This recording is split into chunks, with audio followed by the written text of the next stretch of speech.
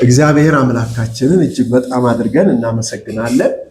ዛሬ ደግሞ የራእይን መጽሐፍ እንቀጥላለን። ምዕራፍ 9 ቁጥር 1 ላይ ነን ያለነው።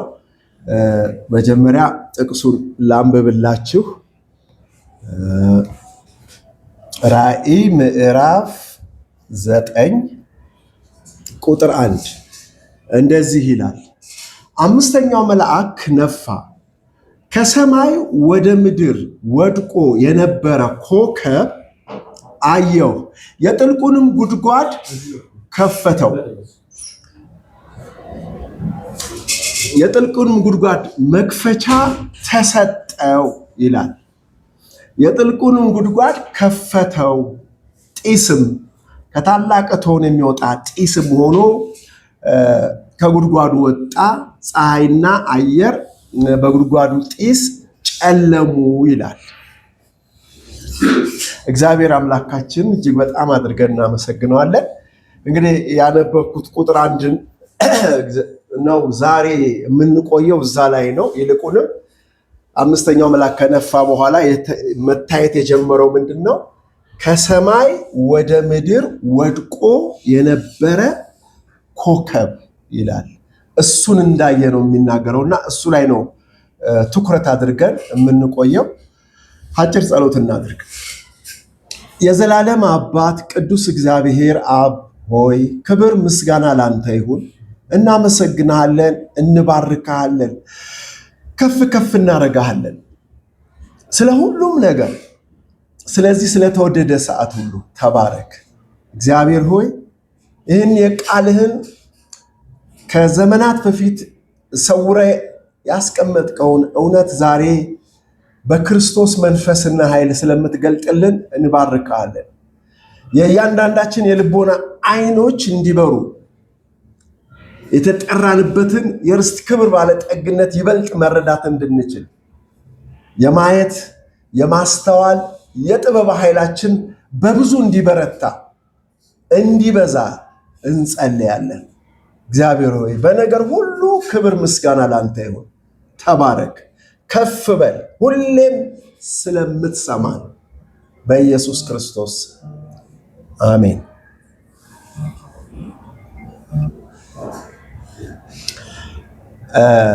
እንግዲህ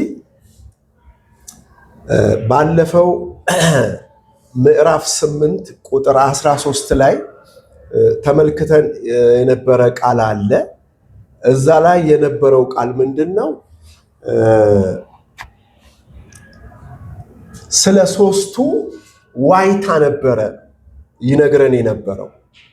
ሶስቱ ወዮች ምን እንደሆኑ ነበረ ያየነው። ዛሬ የመጀመሪያው ወዮ ነው ማለት ነው። ምክንያቱም 4 መለከቶች ተነፍተዋል። የቀሩት 3 መለከቶች አሉ። ስለ የቀሩት መለከቶች ነበረ ምን ያለው? 3 ወዮ ቀርተዋል ያለው። ስለዚህ አሁን ያነበብኩት ስፍራ ላይ ምንድን ነው የሚለው? አምስተኛው መለከት ነፋ ነው የሚለን። ይህ ማለት የመጀመሪያው ወዮ ምን ሆነ ማለት ነው? ተገለጠ፣ ታየ ማለት ነው። እንግዲህ በዚህ ስፍራ ላይ የተገለጠው መለከቱ ሲለቀቅ የታየው ትዕይንት ምንድን ነው? ከሰማይ ወደ ምድር ወድቆ የነበረ ኮከብ አየሁ ነው የሚለው። ዮሐንስ እግዚአብሔር የገለጠለትን ነው ምን እያደረገ ያለው? እያየ ያለውና ያየውንም በጽሁፍ ያስቀመጠው ጻፍ ነው ያለው አይደለ? ከዚህ በኋላ ያየኸውና የምታየውንና የምትሰማውን ምን አድርግ ነው ያለው? ጻፍ ነበር ያለው። ስለዚህ ያየውን ነው እና የታየ ነገር ነው። እንግዲህ ራእይ ነው ያየው ማለት ነው። ይሄ ከሰማይ የወደቀ ምን ኮከብ ምንድን ነው እሱ? እንግዲህ ኮከብ በእግዚአብሔር እይታ ውስጥ ስንሆን የእውቀትና የመረዳት የመገለጥ ከፍታ ምልክት ነው። ምሳሌያዊ ቋንቋ ነው እንጂ ሌላ ነገር አይደለም። እንግዲህ በራእይ መጽሐፍ ውስጥ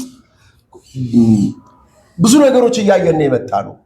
በተለይ በአራቱ ውስጥ ከዋክብቶች አይተናል። የፀሐይ የጨረቃ ጉዳይ አይተናል። ከዚህ በፊትም ብዙ ያየናቸው ነገሮች አሉ። በእነዚህ ሁሉ በትርጓሜ ውስጥ ያየነው ነገር ምንድነው? አሁን እንዳልኩት የእግዚአብሔር የእውቀት የመረዳት የመገለጥን ከፍታ ነው በእነዚህ ምልክቶች ልንረዳ የቻልነው እና በተለያዩ መንገዶች በተለያየ አተገባበር ጥቅም ላይ ይውላሉ። ፀሐይ፣ ጨረቃ፣ ከዋክብት። እናም እያወራ ያለው ስለ ከዋክብት ነው። ስለ ኮከብ ስለሚለው ነገር ነው። ኮከብና ፀሐይ የተለያየ እነዚህ ትናንሽ መብራቶች የእውቀትና የመረዳት ከፍታን ያመለክታሉ። ከሰማይ ከመንፈሳዊ ዓለም የተገኘ ቃል ነው አተረጓጎሙ እና ሌሊትም ስንወጣ ከዋክብቶች አሸብርቀው እናያለን እና ለሰማይ ምንን ይሰጣሉ? ውበትን፣ ግርማን ሲያጎናጽፉ እንመለከታለን። ስለዚህ እግዚአብሔር ደግሞ ይህንን ከዋክብትን በአጽናፈ ሰማይ ሲያስቀምጠው አስገራሚ የሆነ ፍጥረታዊ ዓለምን ያሳየናል። እንደገና ደግሞ በዚህ መንፈሳዊውን ነገር ስንረዳ ደግሞ ከዚህ በላይ ከፍ ያለ ነገር ያሳየናል። ግን ወደ ቃሉ እንምጣ። ምንድን ነው ያለው ቃሉ? ከሰማይ ወድቆ የነበረ ኮከብ ነው ዮሐንስ ምን ያደረገው ያየው። ይሄ መውደቅ የሚለው ቃል ሰው ሁሉ አሁን ለምሳሌ ከሰማይ ወዴት? ወደ ምድር። ከዋክብቶች ምን ይላሉ? በየጊዜው ይወድቃሉ። ሲወድቁ ግን አወዳደቃቸው የነበሩበትን ሰፈር ለቀው ነው የሚመጡት፣ ተወርውረው ነው የሚመጡት እና ወጥተው ምንድን ነው የሚሆን? ይከሰከሳሉ አይደለ? እያለቁም ብርሃናቸው እየተጫረ እየወደቁ ነው የሚመጡት። እንደዚህ አይነት አወዳደቅ ነው በጭንቅላታችን ምን የምናደርገው እኛ የምንስለው የምናስበው። እንደተባለው መንፈሳዊ እውቀት ነው ተባብለናልና መረዳት ነው ብለናልና፣ በመንፈሳዊ እይታ ግን ይሄ ወድቆ የሚለው ቃል በተለይ የግሪኩን ቃል ቢሆን ምንድን ነው የሚያወራው? እንዳሁኑ የስፍራን የቦታን ለውጥ ማድረግ አይደለም። ከአንድ ቦታ አንድ ቦታ ተወርውሮ መሄድን አያመለክትም። ምንድን ነው መሰላችሁ የሚያመለክተው? ወድቆ ወይም ወደቀ የሚለው ነገር በተለያየ መጽሐፍ ቅዱስ ስፍራ ላይ በአንድ ሐሳብ ተጠቅመዋል። ለምሳሌ ሰይጣን ለኢየሱስ ምን አለው? ወድቀህ ብትሰግድልኝ ይሄንን ሀብት፣ የመንግስት ክብር፣ የምድር ክብር ሁሉ የዓለምን መንግስት ስልጣን ሰጥሃለሁ አለው። የምፈልገው ቃል ወድቀህ የሚለው ነው። ምንድን ነው የሚያመለክተው? ክርስቶስ ወድቀህ ሲል ምንድን ነው ይወድቃል? እንደገና ደግሞ በሌላ ቦታ ላይ የተለያዩ ጥቅሶች አሉ። በነገራችሁ ላይ የተለያየ ጥቅስ አለ። የቦታን የአንድን ስፍራ መተው አይደለም። ክርስቶስ ምንም ስፍራን አይተውም። ለሰይጣን ምን ቢል ሄዶ ድፍት ቢል ስፍራ ይተዋል? መስገድስ እንዲህ ነው። በእኛ ቋንቋ፣ በእኛ መንፈሳዊ ቋንቋ ምን መሆን ነው? ከዛ ሰውዬ ስልጣን ስር መሆን ነው አይደል? ወደ ዝቅታ መውረድ ነው፣ ወደ ታች መውረድ እንጂ የቦታ ለውጥ አይደለም። የማንነት ለውጥ ነው የሚያመጣው። የባህሪ ለውጥ ነው የሚያመጣው።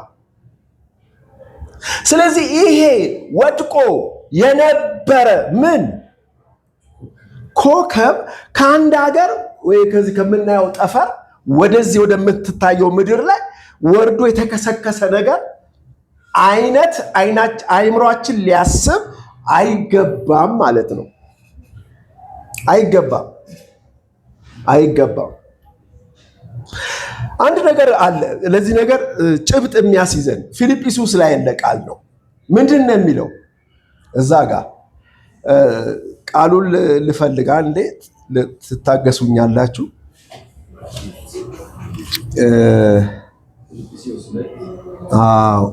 ቁጥር 6 ላይ የሚለው ቃል አለ። ምንድን ነው የሚለው?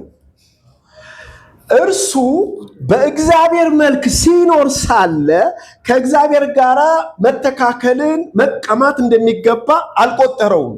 ነገር ግን የባሪያን መልክ ይዞ በሰው ምሳሌ ሆኖ ራሱን ባዶ አደረገ። ራሱን ባዶ አደረገ። በምስሉም እንደ ሰው ተገኝቶ ራሱን ምን አረገ? አዋረደ። ለሞትም ይኸውም የመስቀል ሞት እንኳ የታዘዘ ሆነ ይላል። ቁጥር 9 በዚህ ምክንያት ደግሞ እግዚአብሔር ያለ ልክ ከፍ ከፍ አደረገው፣ ከስምም ሁሉ በላይ ስምን ሰጠው ይላል። ምን አደረገው? ይህም በሰማይና በምድር በታች ያሉት ሁሉ በኢየሱስ ስም ይንበረከኩ ዘንድ ጉልበት ሁሉ እና ይቀጥላል ታሪኩ። ሐሳቤ ግን ወደ ቁጥር 6 ነው። ይሄ በእግዚአብሔር መልክ ወይም እግዚአብሔር ሆኖስ የነበረ ምን ሆነ ይላል?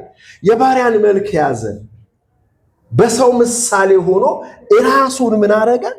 ባዶ አለ። ይሄ እንግዲህ የስፍራ ለውጥ ነው ወይ? የቦታ ለውጥ ነው ወይ?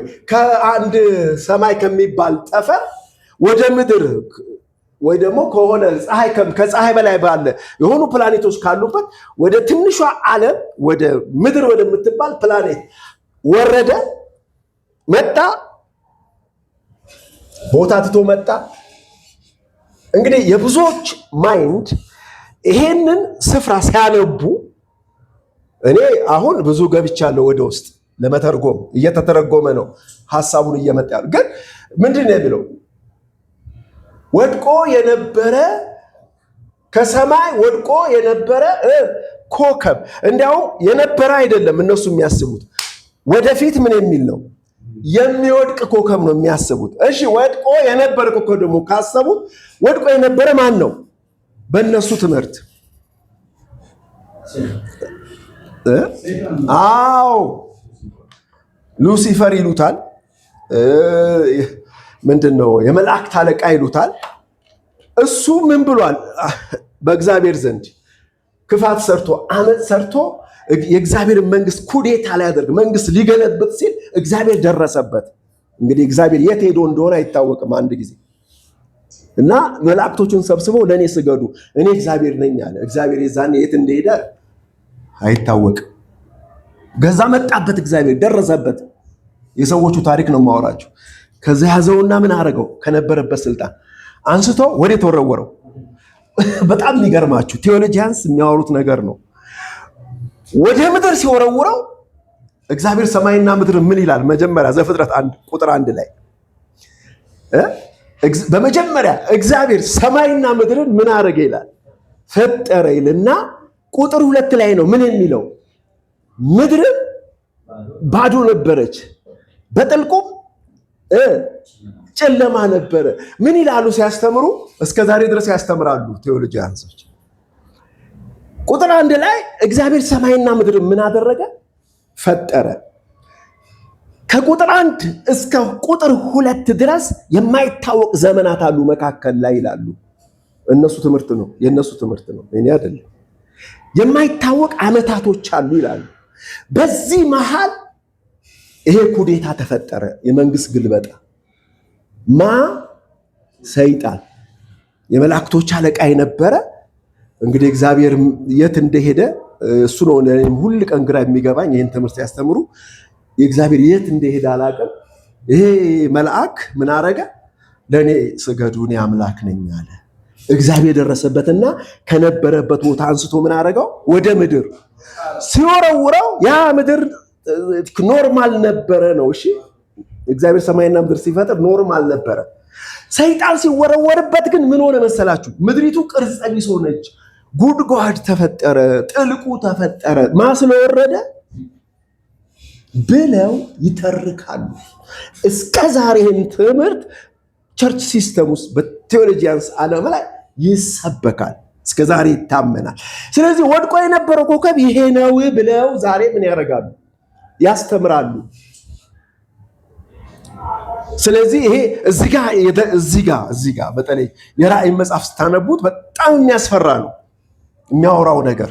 ፀሐይ እና አየሩ ምን ሆነ ነው የሚለው? ከጉድጓዱ ከሚወጣው ከጥልቁ መክፈቻ ተሰጠው። ከዛ ጥልቁን ከፈተው። ከዛ ምን ሆነ? ጭስ ወጣ። አካባቢው ሁሉ ምን ሆነ? ከዛ ጊንጦች ወጡ። ከዛ በዚህ ምድር ላይ በጣም ሾክ የሚያደርግ የሚያስፈራ ታላላቅ ችግር እንደሚፈጠር ነው ቀጥታ ሊትራሊ ቃሉን ሲያነቡት እየተረጎሙ የሚያስተምሩት። ነገር ግን አይኖቻችን ካበራ፣ ልባችንን ወደ ማስተዋል ከመለሰ፣ የእግዚአብሔር ጥበብም ከበዛልን፣ አይኖቻችንም ከተከፈቱ አሁን እያየነው ያለ እውነታ አለ።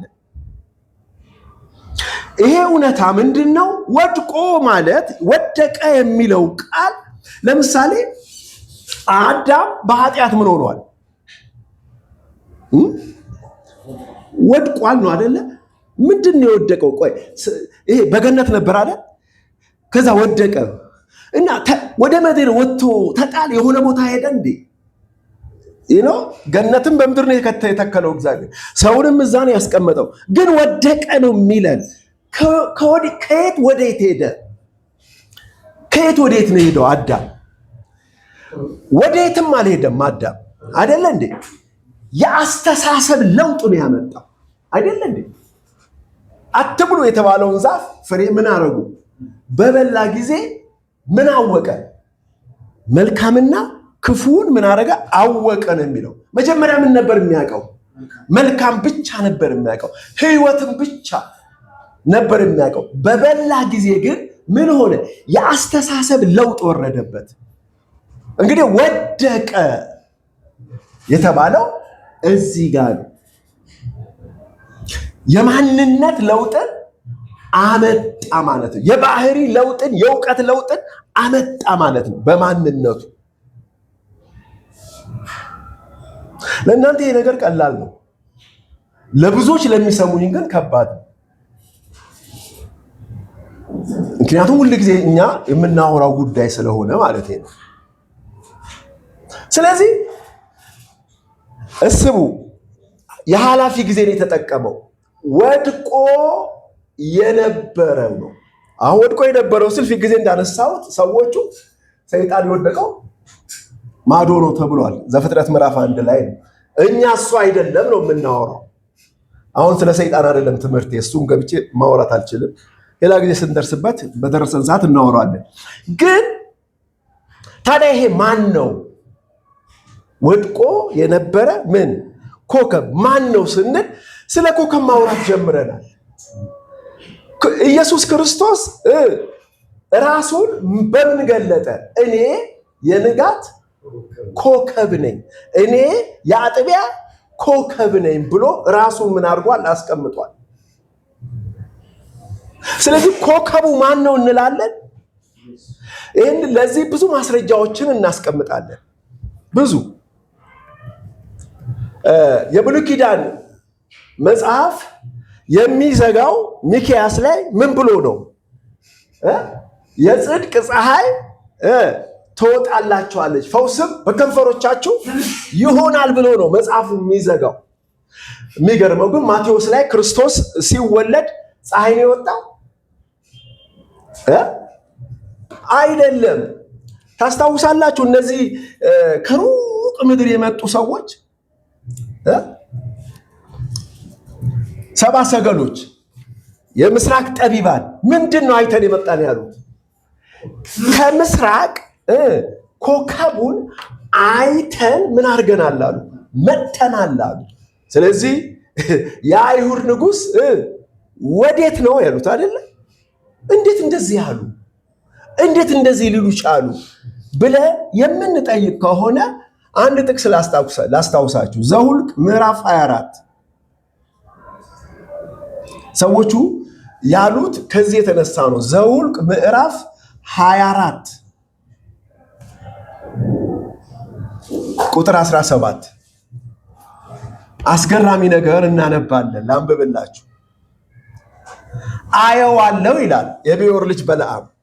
የእግዚአብሔርን ቃል የሚሰማ የልዑል እውቀት የሚያውቅ ሁሉን የሚችል አምላክ ራእይን የሚያይ የወደቀ ዓይኖች የተከፈቱለት እንዲህ ይላል፣ አየዋለሁ፣ አሁን ግን አይደለም፣ እመለከተዋለሁ፣ በቅርብ ግን አይደለም። ከያዕቆብ ኮከብ ይወጣል፣ ከእስራኤል በትር ይነሳል፣ የሞዓብ ማዕዘኖች ይመታል፣ የሴትንም ልጆች ያጠፋል። ኤዶምያስ ርስቱ ይሆናል፣ ጠላቶች ሴር ደግሞ ርስቱ ይሆናሉ። እስራኤል በኃይል ያደርጋል፣ ከያዕቆብ የሚወጣ ገዢ ይሆናል፣ ከከተማው የቀሩትን ያጠፋል የሚል ማን ተናግሯል? የምስራቁ ነቢይ በለዓም ተናግሯል። ታውቃላችሁ፣ ይሄ ትንቢት በአሕዛብ ዘንድ በምስራቁ ሰዎች ዘንድ ምን ሆኗል? ተቀምጧል፣ ይጠበቃል። የሚገርመው ልክ ዘመኑ ሲደርስ በዛ ምድር የነበሩት ምኖች ይላል ጠቢባን ምኑን አዩት? ኮከብ ተመራመ ኮከቡን አዩት ይላል።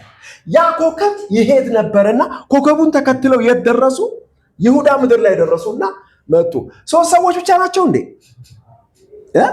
ሶስት ሰዎች ናቸው ይባላል። ሶስት ስጦታ ስለሰጡ አይደለም። ከተማ በሶስት ሰው ይናወጣል። አሁን አዲስ አበባ ሶስት ሰው የሆነ ነገር ገባ ተብሎ ከተማው ይረበሻል። አዲስ ነገር ቢወራ አይደለም። ብዙ ሰዎች ናቸው፣ ከ300 በላይ የሆኑ ሰዎች ናቸው የገቡት። መተው ምንድን ነው ያሉት? ከተማውን በጠበጡት። የአይሁድ ንጉሥ እዚህ ያለ አሉ። ከዛ ንጉሱ ምን ሆነ ይላል? ደነገጠ እና ቀጥታ ወዴት ነው የሄደው? ወደ መጽሐፍ ሰዎች ነው፣ ወደ ካህናት ነው የሄደው። እናንተ የመጽሐፍ ሰው እስቲ ምንድን ነው? መቼ ነው? የት ነው ቦታው? ምናምን እዚህ ቤተልሔም ነው ኤፍራታ፣ እዛ በዳዊት ከተማ እዛ ነው ምን የሚሆነው የሚወለደው አለ። አሁን እዚህ ጋር ነው የምንቆመው እኛ። ልብ በሉ ካህናት፣ ፈሪሳውያን፣ የመጽሐፍ ተመራማሪዎች የኢየሱስን መምጣት ምን አላረጉ? አላወቁም። እነማን ናቸው ያወቁት ታዲያ?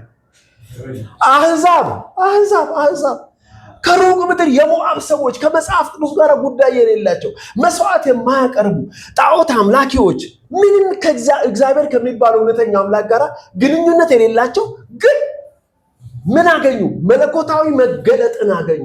ይህንን መገለጥ ይዘው ነው የሚያጡት። ይህ ዛሬ ምንን ያስተምረናል ብንል፣ ዛሬ መጽሐፍ ቅዱስ አዋቂ ነው የሚል ሰው በዶክትሬት በማዕረግ በብዙ ጥናት በቃሉ ሐሳብ በቃሉ በፊደል ዕውቀት ብዙዎች ቢኮፈሱ ኮከቡን ካላዩ ግን አይድኑ። እነኚህ ሰዎች ምንድን ነው ያዩት?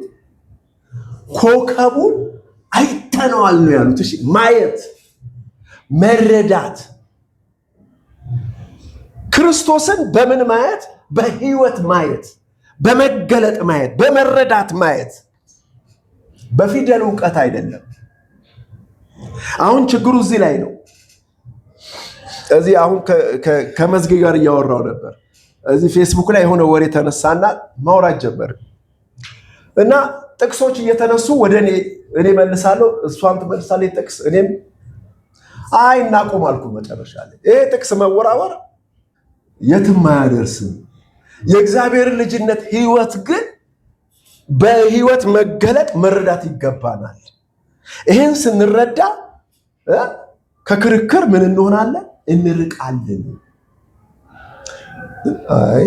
እኔ ጥቅስ አልወረወርኩም፣ እንደዚህ እኮ አይደለም እንዴ፣ እግዚአብሔር ይባርክሽ፣ ሰላሙን ብላ ተለያየ።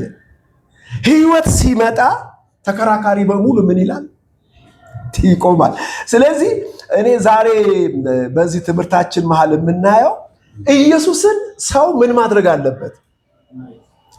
አንዳንድ ጊዜ ይህንን እውነት ለማስረዳት እንወጣለን፣ እንወርዳለን፣ እንጨቃጨቃለን። ያ ሰው በህይወት መገለጥ ውስጥ ምን ካላለልን፣ ካልተሳበልን፣ ካልመጣልን ከንቱ ልፋት ነው። ማየት ያስፈልጋል። ስለዚህ ክርስቶስን ማየት፣ ክርስቶስን መለማመድ፣ ከክርስቶስ ጋር አብሮ መሆን በእነዚህ ሰዎች ህይወት ውስጥ የምናየው ምንድነው? ትምህርት ነው። እንግዲህ በመጀመሪያ የምናየው ይሄንን ነው። ምክንያቱም ዮሐንስ ምንድን ነው ያለው? ወድቆ የነበረውን ከሰማይ ወድቆ የነበረውን ኮከብ ምን አደረኩ ነው ያለው? አየሁ ነው ያለው። ኮከቡ ማን ነው? ክርስቶስ ነው። ክርስቶስ ነው። ክርስቶስ ከየት ወዴት ነው የወረደው? ስጀምር ተናግሬዋለሁ። ከመለኮት ወዴት ወረደ? ወደ ስብዕና ነው የመጣው። መለኮት የሆነው የማይጨበጠው ረቂቅ የሆነው እግዚአብሔር ፐርሰናሊ ግለሰብ ሆኖ ወደዚህ ዓለም ምን ሆነ? መጣ። የሚጨበጥ የሚዳሰስ ሰላም ነህ እንደምን ነህ ልትለው ወደምትችለው ስብዕና ይሄ ነው እንግዲህ ወርዶ ወይ ደግሞ ወድቆ የነበረው የተባለለት። ስለ ሰይጣን አይደለም እዚህ ጋር የተጻፈው ለማለት ነው። ስለዚህ ክርስቶስ ምን ብሎ ወርዷል?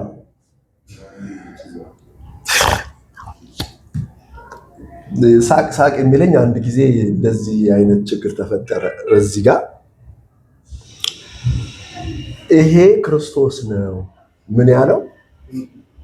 ወድቆ የነበረው ማን ነው? ክርስቶስ ነው ብዬ ፑልፒት ላይ አስተማርኩ። ከስተት ትምህርት ተመለስ፣ ይሄ ያሰት ትምህርት ነው የምታስተምረው የሚል ወቀሳ ደረሰብኝ እዛዎች እና እንግዲህ ምን እናደርጋለን? ግን ክርስቶስ ወርዷል። አማርኛው እንደሚለው ወድቋል። ሚንስ ከነበረበት ምንድነው? በጣም የሚገርም ቃል ነው እኮ ምንድነው? በእግዚአብሔር መልክ ሲኖር ሳለ። ይሄ በጣም ቀላል ነገር እንዳይመስላችሁ። ከእግዚአብሔር ጋር የተካከለ ክብር ነበረው። እግዚአብሔር ነው። ግን እግዚአብሔርነቱን ምን አደረገ? ትቶ ወረደ ነው የሚለን። ምን ሆነ? ባዶ ሆነ። ይሄ ባዶ የሚለው ነገር በጣም ከባድ ነገር ነው። ሰው መሆን በራሱ ችግር ነው። እስቲ አስቡት። እኛ እንኳን በትንሹ እኛ ከምንም ማናቅበት የነበረበት ደረጃ ነበርና አይደል? አንድ ጌታንም ማናቅም ነበር። ከዛ ጌታን አወቅን። ጌታን ብቻ ማወቅ አይደለም፣ በመንግስቱ እውቀት ውስጥ ደግሞ እያደግን መጣ። የእውቀት ከፍታችን እንየው፣ የመጣንበት የነበርንበት ሰፈር ደግሞ እንመለስ። ታች ምንም የማናቅበት የነበርንበት ቦታ ደግሞ እንየው። ይቺ እንኳን ምን ያህል ምን አላት? ከፍተኛ ልዩነት እንዳላት እናያለን። ክርስቶስ ወይም ደግሞ እግዚአብሔር ግን የሚገርም እና ሊታሰብ በአይምሮ ሊገመት የማይችል ነገር ነው የሆነው። ምን መሆኑ? ሰው መሆኑ።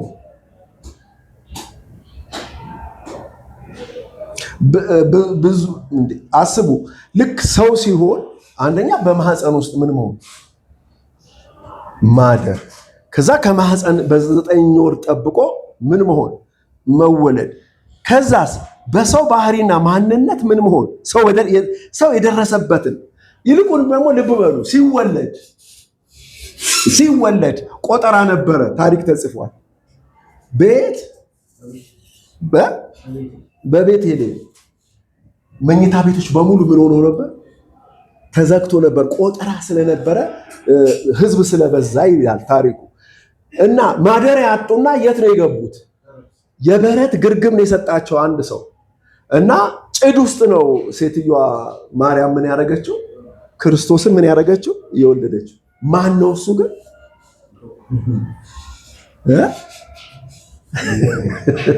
የሰማይና የምድር ፈጣሪ ማለት ወርደን ማሰብ አለብን። ወርደን እንድናስብ ፈልጋለሁ። ከፍ ካልንም ዝቅ ብለን እንድናስበው ፈልጋለሁ። በጭድ ውስጥ ተገኘ፣ በማይረባ ቦታ ላይ ተገኘ። እሱ መሆኑን ቢታወቅ ምንድን ነው የሚደረግለት? እስቲ አስቡ። ግን ማንም እሱ መሆኑን ማንም አያውቅ።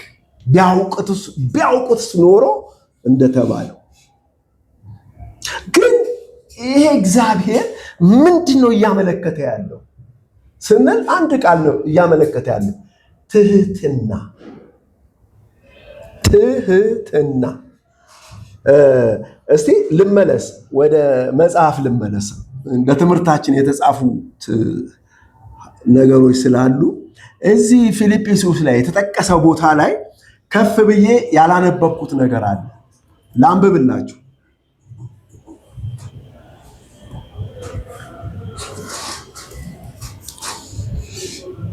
ቁጥር 2 ምዕራፍ 2 ይቅርታ።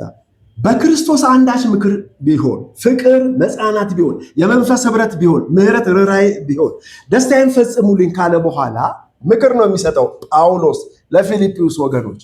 በአንድ ሐሳብ ተስማሙ፣ አንድ ፍቅር፣ አንድ ልብ፣ አንድ ሐሳብ ይሁንላችሁ፣ ለወገን ይጠቅማል በማለት ወይ በከንቱ ውዳሴ ምክንያት አንድ እንኳን አታድርጉ። ነገር ግን እያንዳንዱ ባልንጀራው ከራሱ ይልቅ እንዲሻል በትህትና ይቁጠር። እያንዳንዱ ለራሱ የሚጠቅመውን አይመልከት፣ ለባልንጀራው ደግሞ እንጂ። በክርስቶስ ኢየሱስ የነበረ ይህ ሐሳብ በእናንተ ዘንድ ደግሞ ይሁን ይላል። አሁን ስለ ክርስቶስ እያወራው ነው። እዚህ ጭድ ውስጥ ምን ሆነ? የከብቶች ጫጫታ ባለበት፣ የከብቶች እበት ምን ሽታው ምናምን ባለበት ቦታ ላይ ማናችንም አልተወለድንም። እሱ ግን ምን ሆነ? እዛ ሲወለድ በዝቅተኛ ስፍራ ላይ አንዳች ነገር በሰው ሕይወት ውስጥ ይጫራል፣ መጫርም አለበት። ከዛስ በናዝሬት ከተማ ምን አረገ? አደገ። አስቡ፣ የኛ ዘመንና የእሱ ዘመን ይለያያል አይደለ? በዛ አቧራ በበዛበት የምንድን ነው ስልጣኔ ባልነበረበት ዘመን ነውና እንግዲህ ከልጆች ጋር ሲጫወት በባዶ እግሩ ያንን አቧራ ምን ያደርግ ነበረ? ይረግጥ ነበረ። ማንም በነገራችሁ ላይ ከዛ አካባቢ ከጓደኞቹ እሱም ከሚመስሉት ወንድ ልጆች የበለጠ ምን አላለም? አልሮጠም። የበለጠ የሆነ መለኮታዊ ፓወር ምን አላለም? አልተጠቀመም። ድብልቅ ነበር፣ መለኮታዊ ድብልቅ ነበርና አንዳንድ ጊዜ የመለኮትን አቅም ምን ያደርግ ነበር? ይገልጥ ነበር ብለው የሚያወሩ አሳሳሶች አሉ። ሰው ሆነ፣ ራሱን ባዶ አደረገ፣ እንደ ሰው ተገኘ። 4 ነጥብ። በቃ ሰው በነበረበት ሰዓት ሰው ነው። ግን ማን ነው ሰው የሆነው ነው? እግዚአብሔር ምን ሆነ? ሰው ሆነ ነው። በቃ ሰው ይህንን የሰው አይምሮ ምን ያርገው? ይቀበለው። ይቀበለው፣ ያለ ክርክር ምን ያርገው? ይቀበለው። እንዲሁ ነው። ምንም ምንድነው ምርምር አያስፈልገው። እግዚአብሔር ሰው ሆኗል። ምንድነው እሱ? መለኮትና ሰውነት ተደባለቀ። ሁለት መለኮት በዚህ በግራ በኩል ነው፣ ሰውነት ደግሞ በቀኝ በኩል እንደዚህ ነበረ የሚል ብዙ የጦፈ ክርክሮች አሉ። እኛ እዛ ውስጥ አንገባም ለማለት ነው። ነገር ግን አንድ ቃል ነው የምናወራው። ቃል ስጋ ሆነ። እንደዛ ይላሉ ዜና ሲያነቡ። ጨርሶ ስለነበረ ነው። ኦኬ። የጥልቁንም መክፈቻ ምን አረገው ነው የሚለው? ተሰጠው ነው የሚለው። ይህን የሚቀጥለው ሳምንት የምናየው ነው። ግን ምን ሆኖ ነበረ? ወድቆ ነበረ። ምን ሆኖ ነበረ? ዝቅ ብሎ ነበረ። የምን ሞት ነው የሞተው? የወንበዴ ሞት ነው የሞተው። ጤነኛ ሞት አይደለም የሞተው። ይሄ ነው። አጠገቡ የነበሩትን ወንበዴዎች ተፈተው ነው እሱ ምን የሆነው? የተሰቀለው። ምንድነው የሞተው? የእርግማንን ሞት ነው የሞተው። ስለዚህ ነው ምንድነው ገላትያ ላይ እሱ ስለኛ እርግማን ሆኖ ከሕግ እርግማን ምን አረገ? አያችሁት? የሞተው ሞት እንኳን በቃ ዘወርስት ይሉታል ፈረንጆቹ። በጣም ዝቅተኛ የሆነ የመጨረሻ የወንጀለኛ ሞት ሞተ ነው የሚለን። ለምን ካልከኝ ማንንም እንዳያጣ ወደ ታች ነው የወረደው፣ ወደ ጥልቅ ነው የወረደው። ጥልቁን እናየዋለን በስፋት በሚቀጥለው ሳምንት።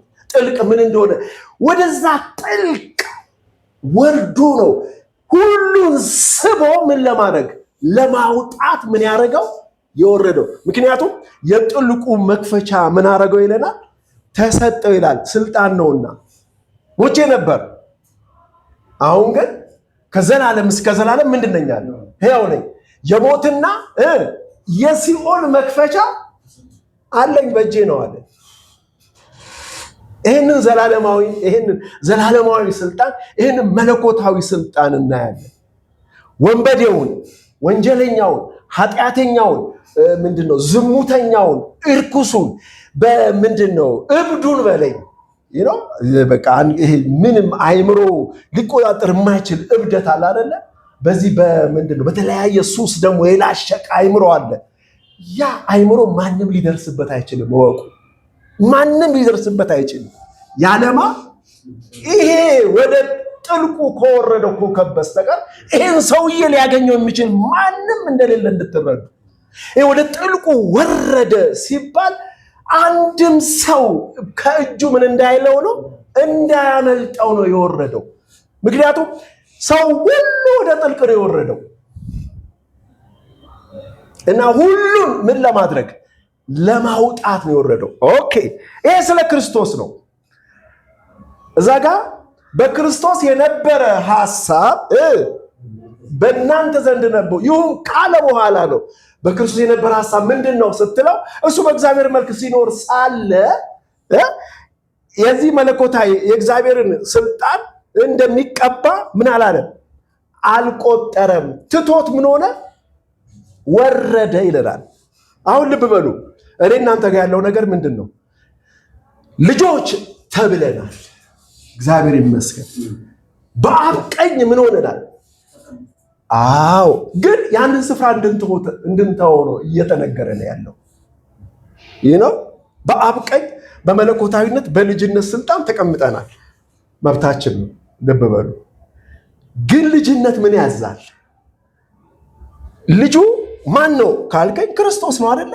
የክርስቶስ ባህሪ ምንድን ነው ካልከኝ መለኮታዊ ስልጣን ይወሰድብኛል ብሎ ምን አይልም፣ አይዘጋም። ትቶት ምን ይላል? ይወርዳል ነው መውረድ። ዛሬ ብዙዎች ችግር እዚህ ጋር ነው። ብዙዎች ሰዎች ምን እያደረጉ ነው? አገልግሎታቸው ላይ ሰው እያሰገዱ ነው። ጫማ እያሳቡ ነው። ጉልበት እያሳሙ ነው። ማዓት ነገር እየተካሄደ ነው ያለው። እኔ እኮ እሱ ላይ ያለው ስልጣን ራሱ እኮ የተረጋገጠ ስልጣን አይደለም። መዳኑንም አላቅለትም። ይሄ እንደዚህ አይነቱ ነቢይ ወይ ምን የሚባለው ነገር ራሱ ትክክለኛ የልጅነትን ስልጣን እንኳን ማግኘቱን እግዚአብሔር ይወቀው። በከፍተኛ ትዕቢትና አመፅ ላይ ተሞልተው ብዙ ስራ እየሰሩ ያሉ አሉ። ከፍተኛዎች የሆነ ጊዜ ላይ ከፍተኛው ችግር ይሄ ነበር። አም ሰን ኦፍ ጋድ፣ እኔ እግዚአብሔር ልጅ ነኝ። ከዛስ በስልጣን ሁሉን ነገር የማን ነው? የኔ ነው። የእግዚአብሔር የሆነው ሁሉ የማን ነው? የኔ ነው የሚል የዝርፊያ የቅሚያ ስብከቶች ነበሩ፣ ትምህርቶች ነበሩ። አሁን እንኳን ተመተው ነገሩ እየሳሳ ነው፣ እየረገበ ነው ያለው። አሁን ዝም ብሎ የሐሰት ትንቢት ምናምን እየቀባጠሩ ነው። አሁን ደግሞ ሰውን የሚያስብ። በፊት ግን እንደዚህ አይነት የእውቀት ቃል እየተባለ ልጅ ነህ፣ ወራሽ ነህ፣ የረገጥከው ሁሉ የያዝከው፣ የዳሰስከው፣ የቆምክበት ሁሉ ያንተ ነው ተብሎ ያው እንግዲህ ተባለ ምንም ባዶ አመድ አፋሽ ሆነና ያ ሰባኪው ብቻ ነው ትንሽ የሚያገኘው። ሌላ ወርዶ ግን መጽሐፍ ምንድን ነው የሚለን ነው። ይህንን ያነሳው ዝም ብዬ አይደለም። በክርስቶስ የነበረ ሐሳብ በእናንተ ዘንድ ይሆን። እሱ ምን ሆነ? ትሁት ሆነ። ያለ ልክ ራሱን ምን አደረገ? አዋረደ። በቃ ይሄ ከሰው አይምሮ ውጭ የሆነ ውርደት ውስጥ ነው የገባው። አንተም እንደዚህ ሁን ነው መጽሐፉ እኛን የሚለን። እሺ አሁን የመንግስቱ ቃል እኔ እናንተን የሚያዘን ይሄንን ነው። ራሱን ዝቅ የሚያደርግ ሁሉ ምን ይላል? ከፍ ይላል። ስለዚህ ይሄ በብዙ አይነት ሁኔታ ውስጥ በተለያየ ስፍራ ላይ በኑራችን ሁሉ ይህን ትህትና እግዚአብሔር ይፈልገዋል። በቃ እግዚአብሔር ክርስቶስን ለኛ ከሰጠ የክርስቶስ ባህሪ በእኛ ከሆነ እኛን ደግሞ በጣም ዝቅ ባለ ኑሮ እንድንገለጥለት ይፈልጋል። ይሄ ዝቅ የሚለው ነገር እዚህ እንትን ውስጥ ይገባል። የሆነ ነገር ማለት ሳይሆን ትህትናን በተመለከተ እንደሆነ በብዙ ሁኔታ ውስጥ ትህትና ይገለጣል። ብዙ ነገሮች የኛ መሆን ሲገባቸው በብዙ ነገሮች መሰልጠንና ከፍ ማለት ሲገባል እግዚአብሔር ይሄን ሁሉ ሳይሰጠን ሲቀር ይሄን በትህትና ምን ማድረግ መቀበል በራሱ ምንድነው? ራስን ምን ማድረግ ነው? ለእግዚአብሔር በትህትና ማስገዛት ነው። የሃይማኖት ከባዱ ችግር ምንድነው? እንዴ እግዚአብሔር እኔ ልጅ አይደለሁም እንዴ ለኔ አይገባኝም እንዴ ብሎ ምን ማድረግ ነው? ማው ያሉ በቃ በእግዚአብሔር ላይ አፍ መክፈት ነው። ከትህትና ህይወት ውጪ ማለት ነው። ግን ትህትናን ለማሳየት ነው፣ እንዲህ ጫር ለማድረግ ነው። ጥልቅና ሰፊ ነው። ዴይሊ ላይፋችን ነው። በየዕለቱ ያለ የህይወት ምግባራችን ሊሆን የሚገባ ነው። ብዙ ጥቅሶች አሉ። ወደዛ ልሄድ። ተባረኩ።